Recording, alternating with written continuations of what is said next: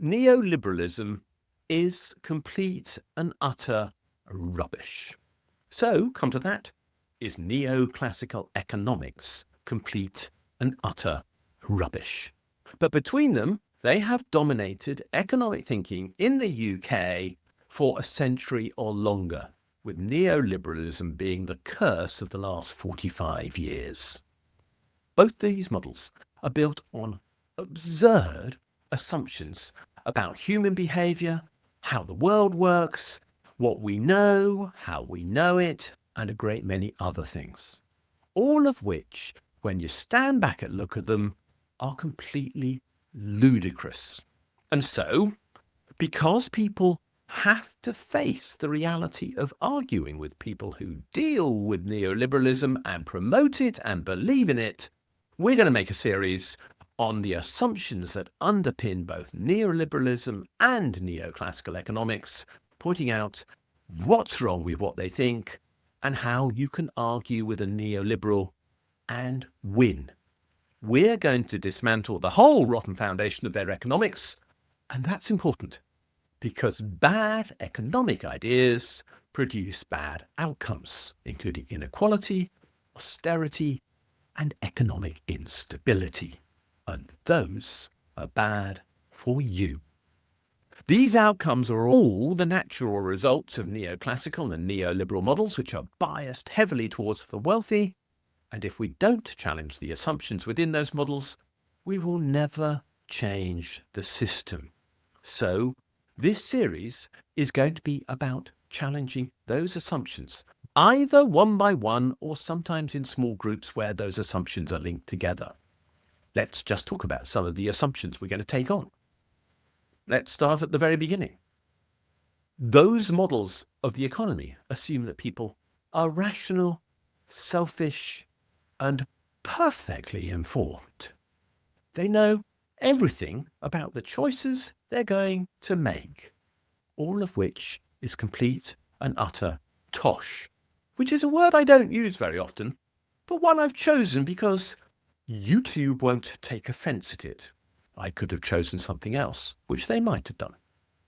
We're also going to talk about the fact that neoclassical and neoliberal economics assume that markets are efficient, and they tend towards something called equilibrium, which is a stable state where everything is near enough perfect. But that has never happened in human history. They also declare that governments are bad and the private sector is always better, which is precisely why we're in the mess we are. Because in fact, in our economy at present, we've got too little government that is led by people who pretend that everything they do is going to be ineffective, and a private sector that is utterly clueless as to what to do within the economy and has no reason to invest because, frankly, it can't think how to make anything else to flog us. This idea that governments are bad and private sector is always good is just wrong. And then there's the international dimension, for example, that we should have free trade without any restrictions, and even worse, free capital flow, meaning that money can go and hide in tax havens at liberty, and that we should always have low taxes because they're always better for a society. Really? That's what they say, but is there any evidence to support that? No, of course there isn't. These are arguments by people who wish to support powerful institutions that protect inequality and harm the environment. They belong in a fantasy world of perfect competition and no uncertainty, and they can't explain real-world crises or prevent them. But they still dominate public debate and policy. So we're going to take their assumptions apart. And I stress, really take them apart so you can see where those assumptions came from, what they mean, why they're wrong, why there are better alternatives, and most importantly, how we can build something better. So we'll explain that the rational economic agent who underpins the whole idea of macroeconomics and how we manage the country's economy as a whole doesn't exist. We'll explain why markets don't and can't reach equilibrium, and why the idea that profit maximization does produce optimal outcomes for business is just wrong. most importantly, we'll explain the fact that governments should intervene when neoliberalism says they should not. This then is about analysing, but more than that, it's about arming you to argue. It's how to spot bad economic logic in the people you meet, in the media, in politics. And it's how to respond with reason, evidence, and confidence. So each of these videos will have a transcript, and we might well put those together at the end of the day in some form of booklet to download. It will all be free, of course, because that's always the way on this channel. But what we're really trying to do is reclaim economic debate. The fact is, economics should serve society and not the other way round. People and not markets should come first. Fairness, sustainability, and democracy are the things that we should be prioritizing, and we should be describing these as economic goals too, and the consequence is a very different economic model.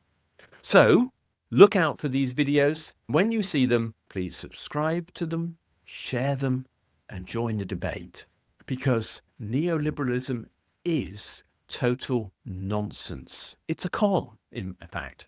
It's a misrepresentation on a scale that, if it was put into financial markets, would be fraudulent. It's as bad as that.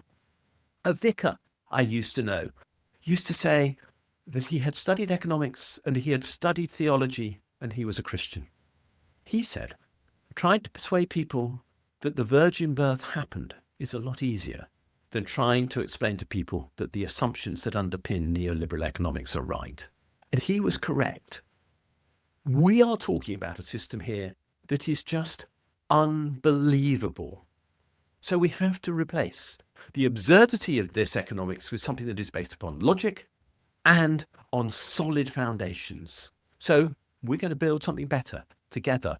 And that's well worthwhile, in my opinion.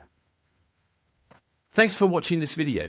If you've enjoyed it, please do click the like and subscribe buttons, because they do genuinely help us spread the word on YouTube.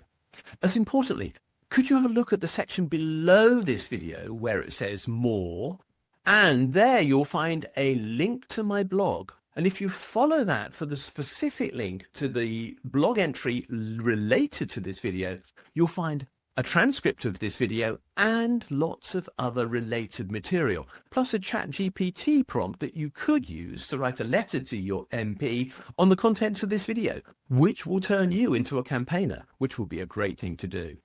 Finally, if you do appreciate the work we're doing, can you think about giving us a donation? If you'd like to do so, there's a link below, or you can find one on my blog where there's a Ko-fi button saying, please buy me a coffee. Thanks a lot, and we'll see you again soon.